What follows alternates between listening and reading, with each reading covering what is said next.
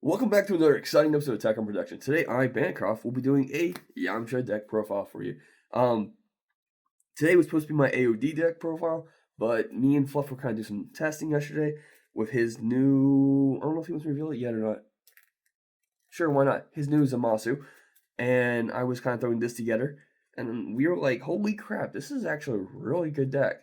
So, after a couple more testings, we kind of fine-tune it to a place we like it, and we feel like we should go ahead and share it to you all. So, like always, before we start, hit that like and subscribe button if you haven't already, and hit that, and put down in the comments down below anything you want to see us build or potentially make. Alright, let's go and get into this real quick. So, set 10 Yamcha.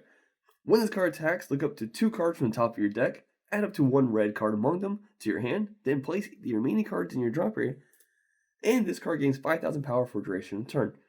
That makes this leader 15,000 on attack. Awaken. When your life is 5 or less, not 4, which is pretty awesome. Draw 1 card, then switch up to one of your energies to activate, flip this card over.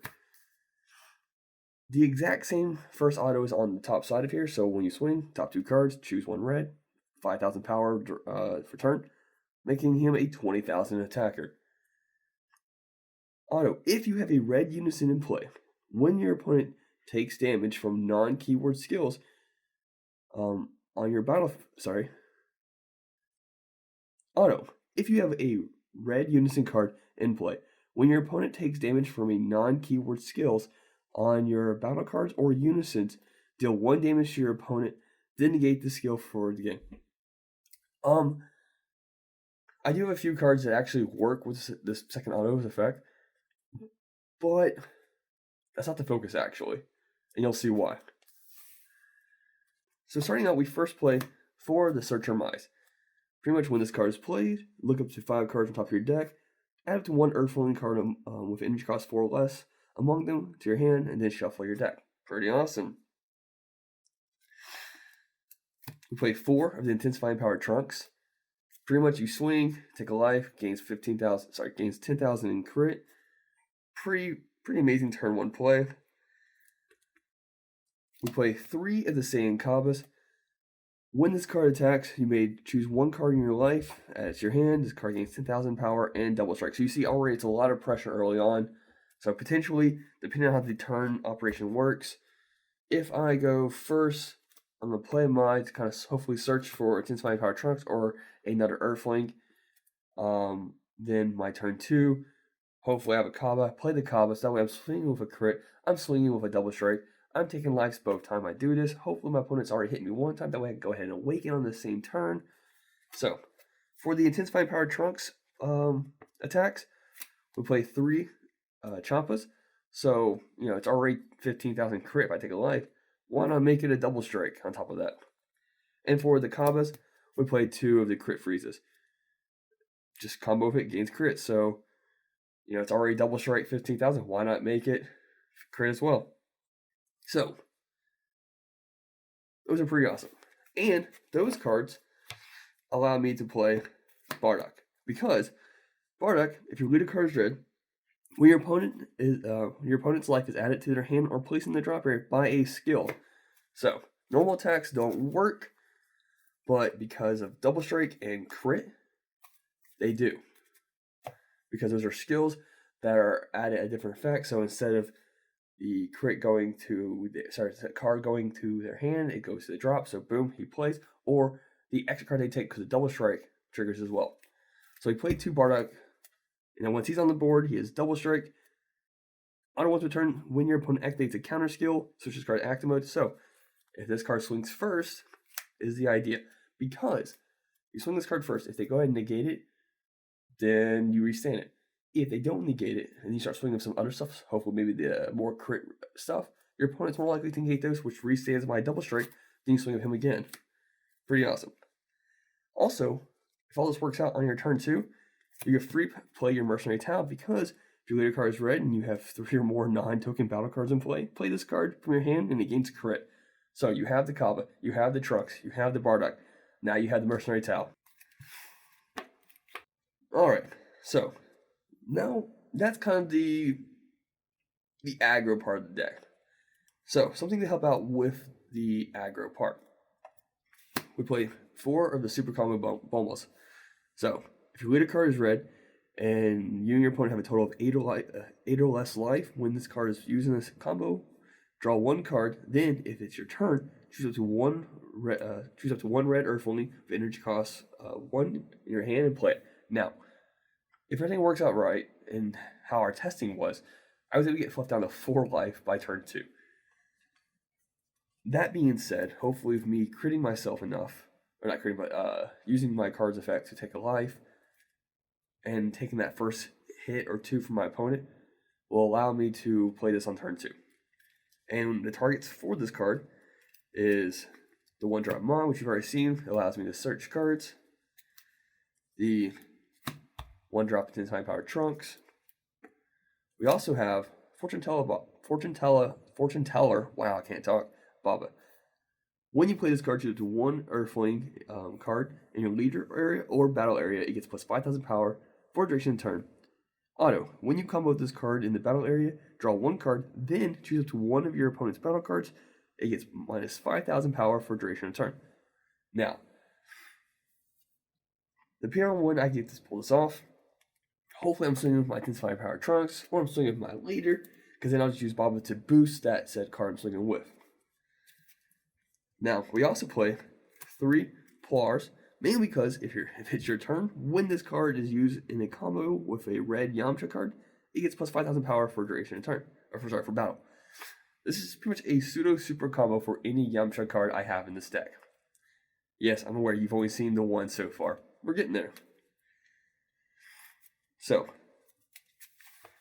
all these wonderful, we'll do it this way. So, Plar, Fortune Teller Baba, Intensifying Power Trunks, Mai, Bulma, and Kava. These are all wonderful 1-drop red cards that have a way of benefiting my aggro feature in my deck.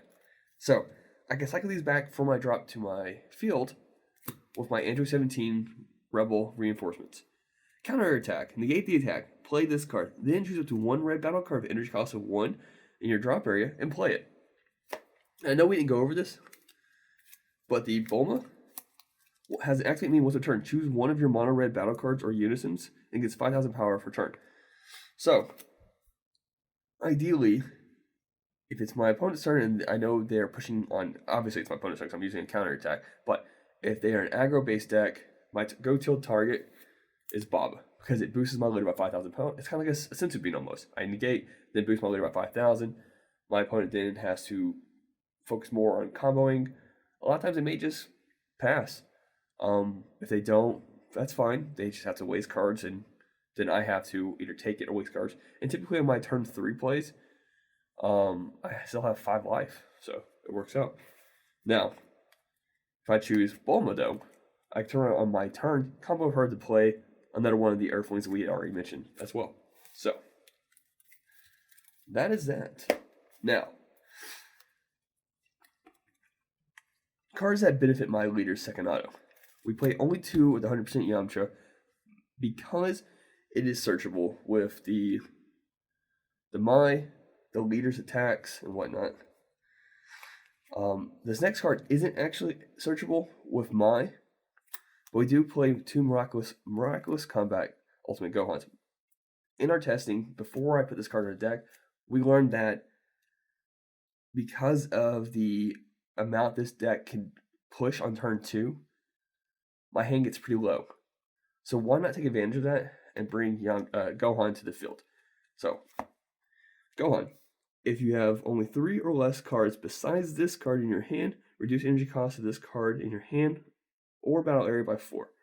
So, when this card KOs your opponent's battle cards, inflicts 2 damage to your opponent's. So it's kind of the same thing as Yamcha. When Yamcha KOs a battle card, it inflicts 2 damage to your opponent. Both those will trigger the leader's bottom auto effect, so technically be 3 damage, which is pretty cool. Now, we also play 4 Yamcha Desert Hyenas. If your leader card is red, this card gains plus 10,000 power. There you go. So it's 30,000 for 4 energy costs, 2 autos. Once per turn, during battle where this card is attacking, when your opponent activates a counter skill, switch this card to active mode. The idea with this card is to swing into your opponent's battle cards first because his second auto, when this card is KOs an opponent's battle card, switch his card to active mode, it gets plus 10,000 power and triple strike. So now it's 40,000 triple strike. You swing your leader's like, oh crap, forgot about that. Let me negate. Okay, restand, swing the leader again. Maybe they have another negate. Sure, that's fine. But that is a lot of pressure for a 4-drop. But for both these two Yamchas, so let's go ahead and place those out there. For Yamcha, Desert Hyena, 100%. And any other Earthling in my deck. When they're removed by a skill, we play Bulma the Bunny Girl. Unique blocker. When one of your red Earthling cards other than Bulma is removed from the battle area by an opponent's skill, you may play this card from your hand. If you do, play up to one red Earthling only battle card with an energy cost 4 or less from your drop rate. I mean, it kind of telegraphs it when I combo off one of my Yamchas. You can expect the Bulma to be somewhere eventually.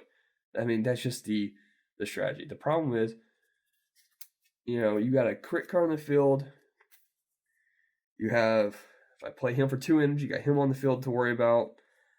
I mean, there's a lot of cards to worry about here. And so if my opponent decides they need to remove it by any means, and there's some cards that just blow up the field, then that freely plays her, which plays my Desert Hyena or 100% Yamcha. So, and next we play for a little bit more protection after image technique. Pretty much 1 energy to use as a counterattack or take a life for it. Either way, it helps protect you, helps you potentially hurt a card in your opponent's side to field. That way they can't continue swiping with it, attacking with it. So, just electric protection. And lastly, we play 4 Unisons. I chose to go with Vegeta on this one, only because Vegeta's activate main, -1. Choose one of your red battle cards or leader cards, and he gets plus 5,000 power, and he can attack your opponent's battle cards in active mode for turn. So that benefits the Yamcha 100%. That benefits the Gohan, which also procs the leader's secondary auto. So we had to find a way of putting in there. When we were testing this deck out, I also did have the Merciless Barrage. I was messing with Wolfang Fist. The problem was that those actually made it clunky. Having those in there just didn't benefit me. Now, granted, yes, Merciless Barrage, you play it, -2 cards by 15,000. It's not a bad card on the field. The problem is that I'm trying to see consistency every card I need. We want to see the Intensify Power Trunks. We want to see the Saiyan Kabas. We want to see the Bardoks. We want to see the double strikes for the Trunks. We want to see the crits for the Kabas. Like, it just got so tight. So I decided to take the sacrifice and only rely on the Unison with nothing else there. And like I said, it seemed to be working out pretty fine. If for some reason they don't pop anything in your battlefield after your second turn, hopefully you got the Gohan out there if you're lucky. If not, that's fine. Find a way to get it out there. Maybe play more protective for the next turn. Then play the Unison with the Gohan, or play the Unison with the Yamcha. However it works out, it flows. At least it did for me. So hopefully, if you guys test it out, it does for you. Like always, hit the subscribe button. Put down in the comments down below anything you want to see us make. And I think that pretty much covers it for today. Thanks for tuning in. And like always, read your cards, know your plays, fluff out.